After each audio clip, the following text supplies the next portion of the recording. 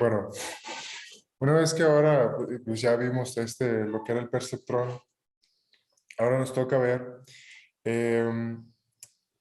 bueno, vamos a como la premisa, digamos, de poder usar, para poder usar el perceptrón era que pues todo era separable, ¿no?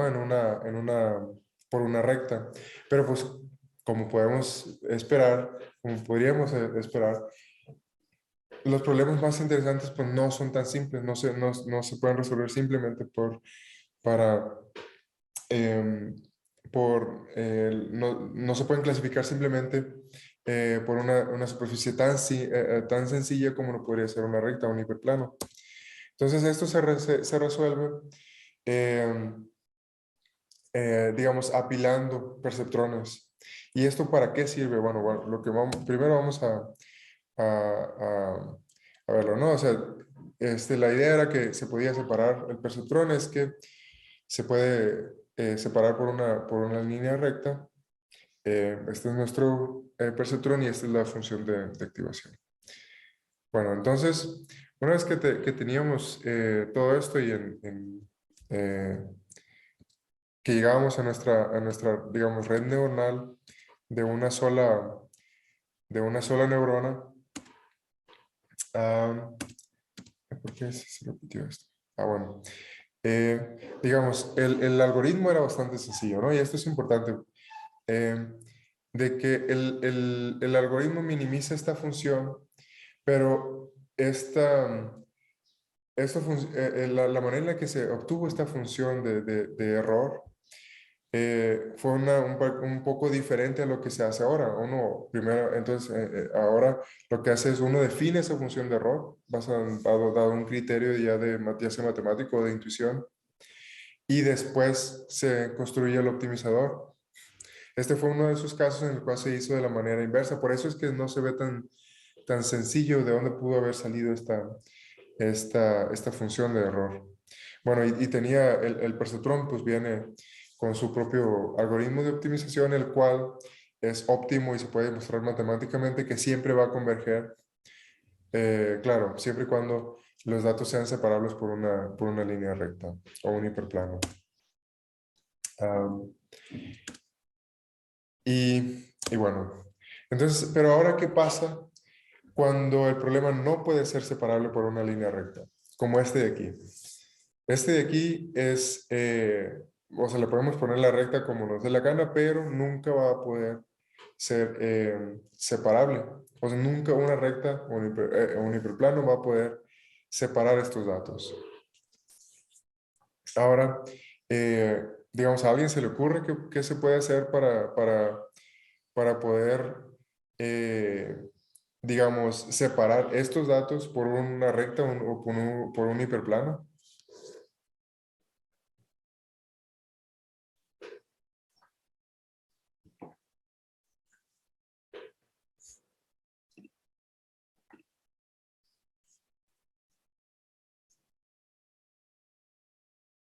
Porque dice una parametrización. Bueno, no sé si te refieres a la transformación, ¿no? De hecho, ya lo veíamos por eso les comentaba al inicio de la otra clase, bueno, de la clase que en la parte de regresión lineal, siempre era importante pensar que lo que teníamos era un vector W que multiplica un vector phi, el cual es una transformación. Es decir, nos permite tomar nuestro vector X y simplemente hacerle una transformación para simplificar el problema. Pues lo mismo pasa aquí. Primero que nada necesitamos un clasificador que sea no lineal, ¿no? Eso es claro. Y ahora, ¿cómo lo podemos hacer? Bueno, usando esta idea, si se fijan aquí podemos desarrollar eh, definir una función phi tal que pues nos lleva a un espacio a otra dimensión los datos para hacerlos separables. Y digamos, por ejemplo, aquí lo que podemos hacer es tomar nuestro vector en R2, X, y nos lo llevamos a un espacio de 3 dimensiones. Ahora, una transformación phi podría ser este de aquí. Es decir, las dos dimensiones se quedan, las primeras dos dimensiones se quedan como tal, x1 y x2, pero la tercera dimensión va a ser bueno, x1 cuadrado más x2 cuadrado.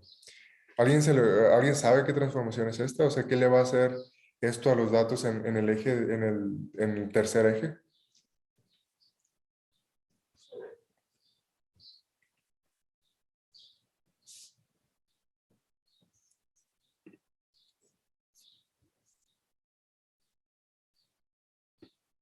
Bueno, no entiendo qué quieres decir con eso, Manuel. Eh, pero, digamos, la idea aquí es eh, que esta transformación lo que va a hacer es justo eso de aquí. O sea, se va a llevar los datos, los va a poner en el eje, digamos, x3. Lo que va a hacer es, o sea, esta es la ecuación de un paraboloide. Entonces lo que va a hacer es, los va digamos, como a llevar a ese espacio, a ese eje 3 donde, si se fijan, la parte del centro en rojo, pues van a quedar más abajo que la parte de los vectores, de los puntos azules. Entonces, una vez aplicada esta transformación, ya podemos, ya podemos definir un hiperplano, es decir, una función lineal tal que separa los datos. Pero si se fijan, pues tuvimos que hacer un paso intermedio. Tuvimos que poner una transformación, pues un mapeo de R2 a R3 para poder definir redefinir nuestros puntos en el espacio. Entonces, ahora, y con esto en mente, pues lo que podemos hacer es pues ponerlo de manera gráfica esta operación. Bueno, tenemos nuestro vector de entrada, que sería un vector x1 y x2. Digo, las entradas x1 y x2. Ahora, podemos definir nuestros pesos w, pues simplemente como unos. Entonces vamos a hacer x por 1, pues nos da, y esto después lo metemos a una cajita, que es una función, la cual es la función identidad para phi1. La parte, sí, ¿no? Es lo que podemos ver. En el término phi1 es simplemente la identidad. Y si se fijan, x1 solo está conectado con phi1, no está con, x2 no está conectado con phi1. Es decir, eso lo podemos ver como que el peso W que conecta a X2 con la cajita X, phi1, pues es igual a 0. Por eso no lo puse. Am, entonces, esta es una versión como diagramática de nuestra transformación phi. Am, digamos, sería como el intento de una representación como tipo red neuronal de esa transformación.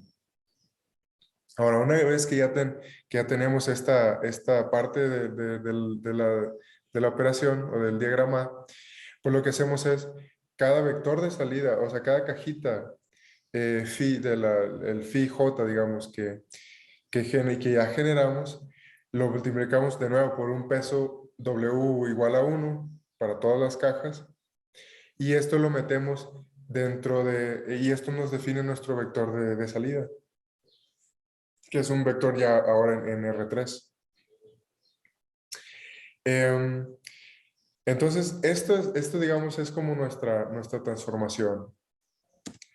Ahora, si nos acordamos, pues una vez que los vectores, una vez que los datos son separables por un hiperplano, entonces ya podemos usar un perceptrón.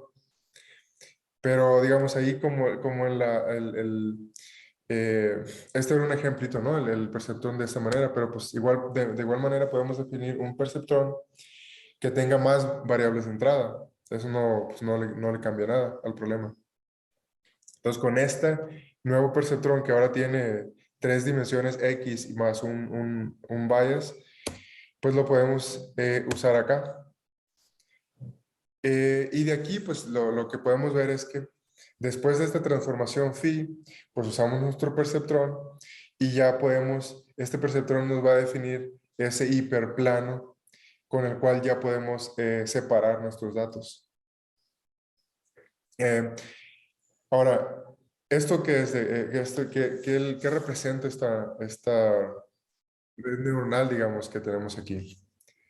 Bueno, pues ahora esta es una digamos que este es su primer encuentro en la clase con una red neuronal profunda. Es decir, porque tiene más de una capa. La primera capa fue la transformación phi y la segunda bueno, es como la capa escondida, así no es como se le llaman a estas, ¿no?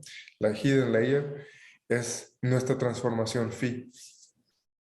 Y digamos, la capa de salida es simplemente el perceptrón. Bueno, entonces espero que de aquí, digamos, el mensaje que hay que les debería quedar de aquí es que justamente esto de las, podemos empezar a apilar neuronas o capas de neuronas y con esto creamos un clasificador no lineal, es decir, resolvemos el problema de que el perceptrón era un clasificador óptimo solo cuando se podía clasificar, cuando existía eh, una recta o un hiperplano que separaban los datos. Entonces, la respuesta a la solución a esto es crear un clasificador no lineal, el cual consiste en primero hacer una transformación de los datos y después usamos el perceptrón. Entonces, digamos, podemos simplificar o hacer de manera más compacta nuestra red neuronal y bueno, esto ya va tomando esa forma que les decía, tiene una capa escondida y y dentro, digamos, ya para ponerlo en el lenguaje correcto, a esto en muchos libros pues, se le conoce como la capa H, ¿no? De Hidden Layer. Y ahora sí, nuestro clasificador no lineal es justo, toma esta función algebraica. Si se fijan antes, el perceptrón simplemente lo que hacía era multiplicar W por X. Entonces ahora lo que hace es multiplicar W por H de X. Entonces, así es como se van concatenando las capas en redes neuronales. Ah, pero, digamos, ¿cuál sería no existe una ventaja en definir H manualmente? Es decir, pues es mejor, si ya sabemos que las redes neuronales, pues, si estas funciones, digamos, si las neuronas son tan flexibles y pueden aprender cosas, pues, ¿por qué no? En lugar de usar esa función phi, eh, esa función phi1, ¿por qué no? Pues simplemente sustituir cada una de esas funciones phi1 por un perceptrón. Y ya luego, no lo vamos a ver en esta clase, pero de hecho en la clase que sigue, eh, vamos a ver que una red neuronal con una capa escondida es un clasificador, bueno, es una máquina de aprendizaje universal. Es decir, que um, se puede crear con con una sola capa escondida y usando un número muy grande de perceptrones en esa capa escondida, se puede crear una función universal, la cual puede, digamos, aprender cualquier función con resolución o con error arbitrario.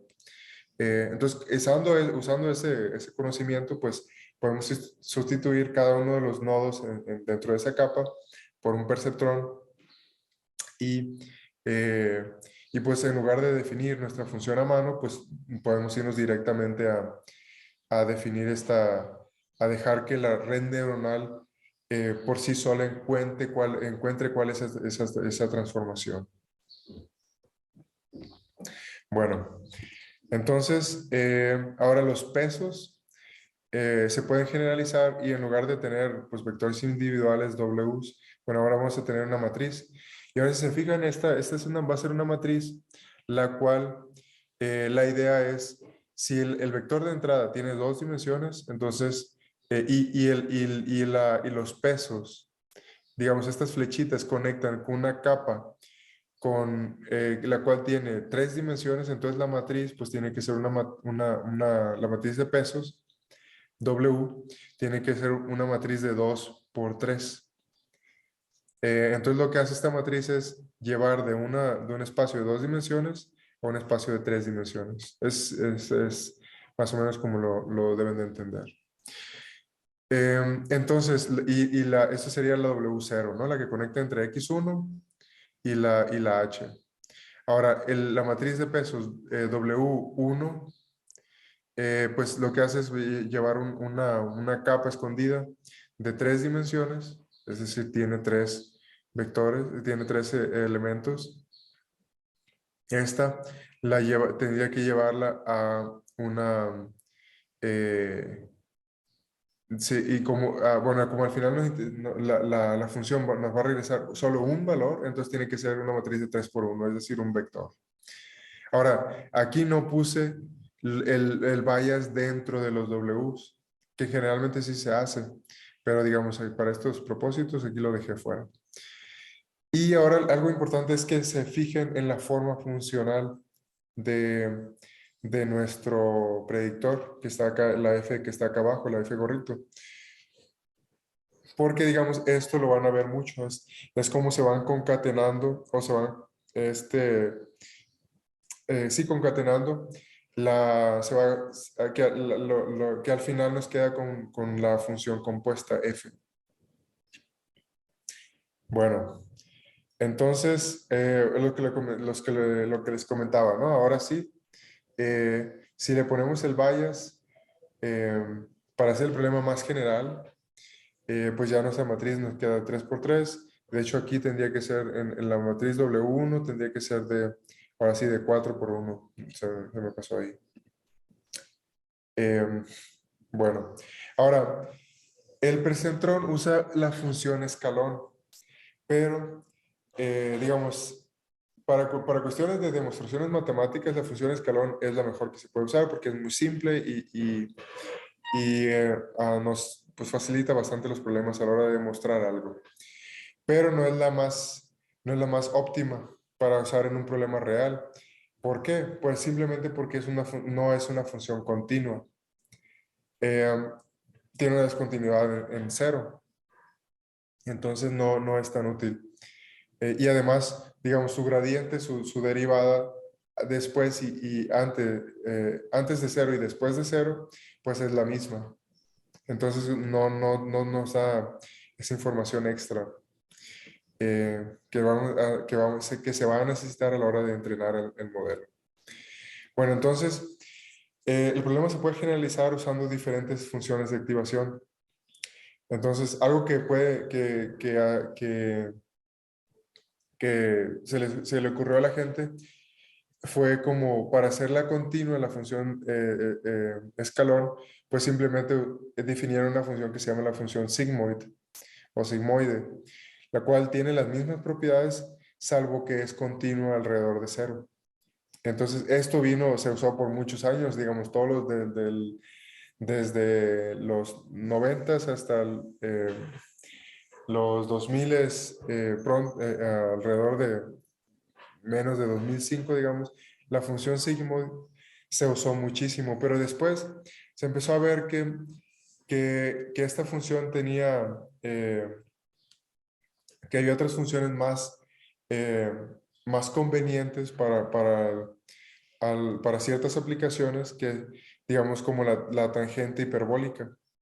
Entonces, esto simplemente, digamos, tiene las mismas propiedades, simplemente sería como una sigmoide, pero desplazada en el eje Y.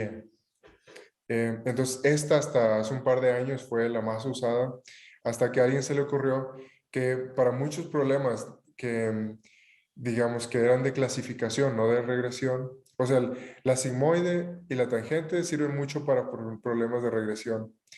Pero entonces alguien dijo, no, pues ¿qué tal si hacemos nuestra función de activación que sea de esta manera? A este se le conoce como ReLU o Rectified Linear Unit. Es decir, todo lo que sea debajo de 0 es 0 pero lo que esté por encima de cero va a ser una línea recta. Entonces, esta funcioncita tiene una cosa muy particular que es que su derivada debajo de cero es cero y su derivada después de cero es uno. Esto facilita muchísimo el entrenamiento y de hecho esta función fue la que vino a revolucionar mucho lo de los clasificadores, por ejemplo, clasificadores de imágenes. Entonces es una función que se sigue usando ahora en día y es una de las más usadas. Pero entonces existe también algo que se llama leaky relu, donde a veces para ciertos problemas es conveniente que la derivada para valores debajo de cero no sea cero explícitamente, sino sea un valor más pequeño. Entonces tenemos dos valores, pues de las derivadas debajo de cero y mayor que cero. Dice, no podemos leer más.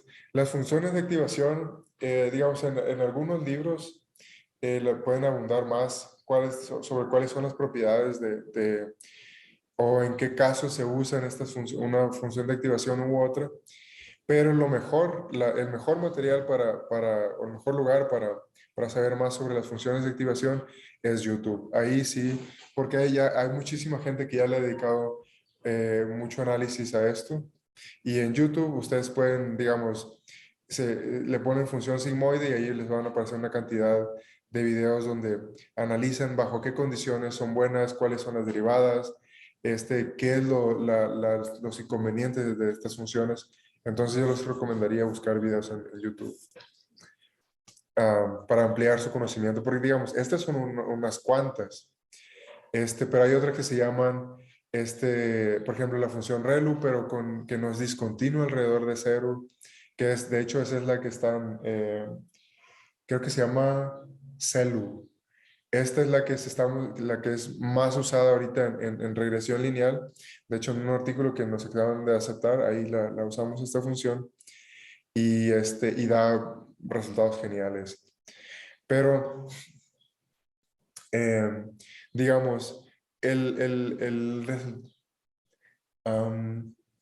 digamos, como el mensaje con el que se deben de quedar es que la función de activación nos simplifica un poco el problema o se adapta al problema que queremos resolver.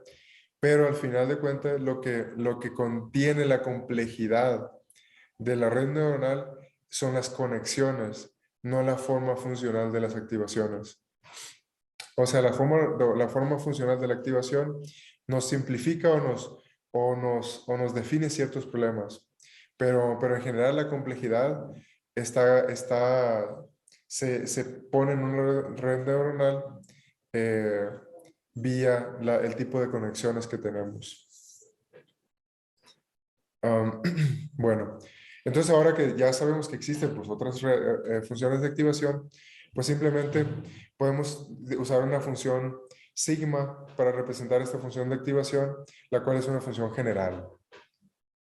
Entonces, ahora sí, nuestra función de activación, digamos, nuestra forma funcional, pues ya se ve de esta manera, ¿no?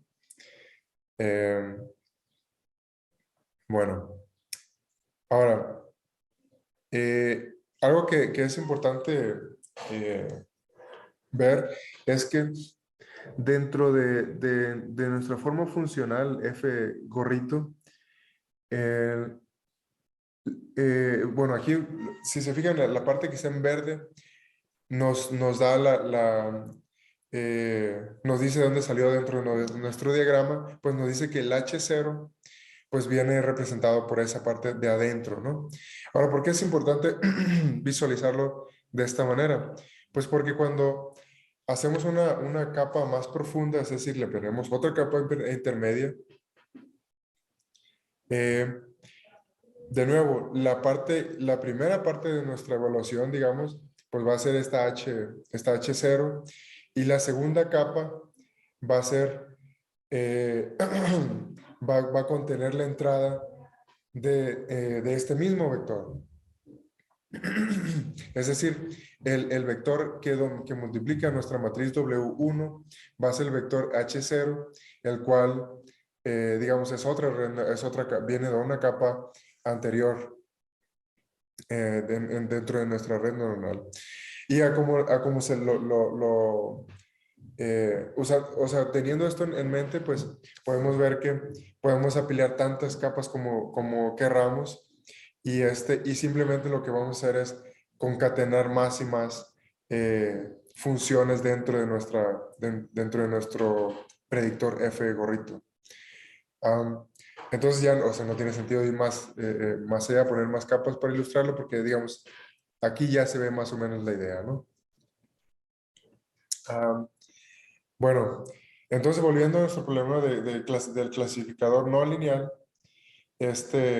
recapitulando un poquito, pues teníamos que nuestra función phi era justamente esa capa intermedia. Entonces, podemos reescribir nuestro problema de esta manera, donde pues el vector W multiplica esa transformación no lineal phi. Ahora, poniendo eso dentro del contexto de nuestro problemita aquí, pues podemos ver que la transformación no lineal son todas esas capas eh, anteriores a la capa de salida, a la última, a nuestro perceptrón, si lo quieren ver de esa manera, sería nuestra última capa. Entonces, lo que hace una red neuronal en general, y esto es muy importante que se lo graben, todas las capas anteriores a la última capa, sí, son simplemente una transformación, la construcción de una transformación no lineal tal que transforman el problema en un problema lineal. Es decir, esa phi, lo que hace una red neuronal es aprender una transformación no lineal para llevar para simplificar nuestros datos, la estructura de datos, tal que al final podemos separar o clasificar nuestros datos usando un perceptrón, el cual, pues al final, simplemente lo que hace es encontrar ese hiperplano pues, que puede separar a los datos. Entonces, de nuevo, una red neuronal lo que hace es simplemente aprender esa transformación phi tal que nos lleva a los pasos, los datos de un vector, de un espacio donde está definido X a un espacio más grande o más pequeño a veces, donde los datos ya son separables por una línea recta o por un hiperplano. Eso es toda la idea de una red neuronal. Entonces ya con esto en mente, pues ya sí, podemos simplificar nuestro problema de nuestra forma funcional de esta manera. Y pues con esto construimos nuestro clasificador no lineal. Ahora, en el caso de regresión, o sea, en el caso anterior, si se fijan, tenemos una función sigma o una sigmoide o una función escalón en la última capa. Es decir, esto es nuestro perceptrón. Pero esto es para clasificar datos. Pero en el caso de regresión, pues queremos aprender una función continua. Entonces, lo único que hace es, pues quitamos nuestra función de activación en la última capa de salida eh, y nos quedamos de nuevo eh, con un problema de regresión lineal, donde la última capa pues nos daría nuestro vector W, que sería un vector de pesos, que multiplica un vector phi. Y esto es de nuevo, eso es un problema de regresión lineal. Una vez que encontramos nuestra capa, nuestra transformación phi, o aprendimos nuestra transformación phi. Bueno, bueno, esta era la idea de esta, espero que hasta ahorita ya más o menos como que capten cuál es la idea detrás o ya les haya quedado claro cuál es la idea detrás de una red neuronal, más allá de cómo se hace matemáticamente o numéricamente, Este son como la esencia que hay que saber de las redes neuronales. Am, Ahora, ya para terminar esta sección de aquí, lo que es importante que, que se entienda algo, que es cómo se evalúa esta función. Bueno, matemáticamente lo que hacemos es, pues primero, pues tomamos nuestro vector X, luego lo multiplicamos por una matriz W, 0. Después ese producto lo metemos en la capa H0, lo pasamos por una función sigmoide o una función de activación, pues la que se nos ocurra, y esto nos construye, nos da el resultado de nuestra primera transformación de los datos, ¿no? Sería como que el primer ciclo para encontrar esa función phi que nos simplifique el problema. Después, lo que sale de ahí de esa capa H0, lo multiplicamos de nuevo, por una matriz, y eso lo metemos dentro de las funciones de activación contenidas dentro de la capa escondida 1, o sea, el primero fue la 0 y después la 1, y esto nos define de nuevo nuestra primera parte pues nuestra segunda transformación no lineal de nuestros datos. Y después la última capa, pues simplemente es, en el caso de regresión, es una capa lineal, o sea, multiplicamos ese vector H1 por un vector de pesos W2. Y eso pues ya nos da nuestro resultado f de x. Entonces a esto se le conoce como un forward pass, es decir, en nuestro diagramita estamos avanzando de izquierda a derecha. Eh, entonces, y pues se le llama forward, pues eso, ¿no? Porque va de izquierda a derecha, ¿no? Desde nuestro vector X, que sería nuestro vector de características, eh, hacia, hacia la derecha, que nos da al final ya sea un valor continuo f o nos da el resultado de un clasificador. Ahora, en la siguiente clase, lo que vamos a ver es cómo se entrenan estas redes neuronales, porque aquí ya no es un perceptrón. Y entonces ya todo ese teorema que demostraba que el perceptrón puede converger, eh, pues ya no aplica directamente, porque ahora ya, ya no tenemos digamos, el espacio de dimensiones donde se entrena, donde vive una red neuronal, o sea, los pesos de una red neuronal, es altamente no lineal. Entonces, pues hay que encontrar otras maneras de entrenar estas redes neuronales. Y para ello tenemos que definir algo que se llama el backward path. Es decir, va a ser en lugar de ir de izquierda a derecha, pues ese va a ir de derecha a izquierda. Bueno, ¿preguntas hasta ahorita?